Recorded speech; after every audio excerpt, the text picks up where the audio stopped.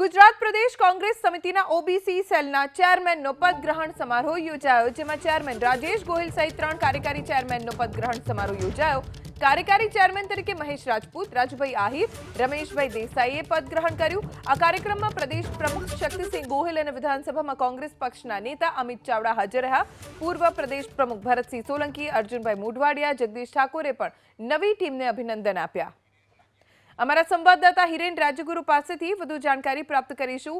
હિરેન, લાંબા સમય પછી સંગઠનના નેતાઓ એકઠા થયા, પદગ્રહણ સમારોહમાં કોણે કોણે હાજરી આપી અને શું વિગતો?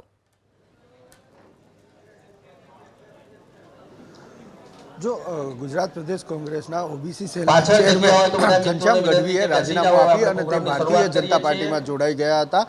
તેને લઈ અને આ પદ ખાલી પડ્યું હતું।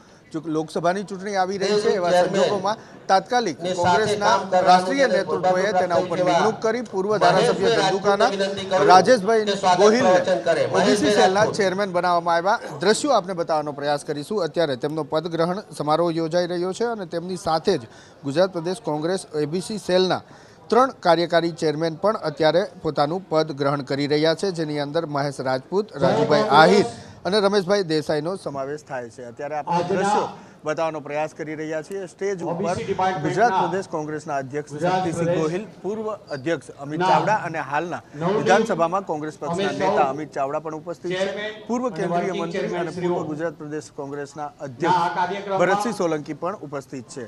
રાષ્ટ્રીય સેવા દળના ચેરમેન લાલજી દેસાઈ પણ અત્યારે ઉપસ્થિત છે અને મોટી સંખ્યામાં ગુજરાતભરમાંથી આવેલા ઓબીસી સમુદાયના કાર્યકરો પણ અહીંયા ગુજરાત પ્રદેશ કોંગ્રેસ ભવન ખાતે જોવા મળી રહ્યા છે। મહત્વપૂર્ણ બાબત છે કે ઓબીસી સમુદાય રાજ્યની અંદર 52% વસ્તી ધરાવે છે અને જ્યારે લોકસભાની ચૂંટણી આવી રહી છે ત્યારે આ સમુદાયને આકર્ષવા માટે થઈ અને ભારતીય જનતા પાર્ટી હોય, ભારતીય રાષ્ટ્રીય કોંગ્રેસ હોય કે પછી આમ આદમી પાર્ટી હોય, તે હર હંમેશથી પ્રયાસો કરતી રહી છે। આવા સંજોગોની અંદર જે પૂર્વ ચેરમેન હતા ઘનશ્યામ ગઢવી, તેમણે રાજીનામું આપી અને ભારતીય જનતા પાર્ટીમાં જોડાતા જે પદ ખાલી પડ્યું હતું એ પદ ઉપર તાત્કાલિક નિમણૂક ધંધુકાના પૂર્વ ધારાસભ્ય રાજેશ ગોહિલની કરવામાં આવી અને તેમની સાથે 3 કાર્યકારી પ્રમુખની પણ નિમણૂક કરવામાં આવી, જે તમામનો આજે પદગ્રહણ કાર્યક્રમ અહીંયા રાજીવ ગાંધી ભવન એટલે કે ગુજરાત કોંગ્રેસનું જે મુખ્યાલય છે, મુખ્ય કાર્યાલય છે, ત્યાં યોજાયો છે। જી।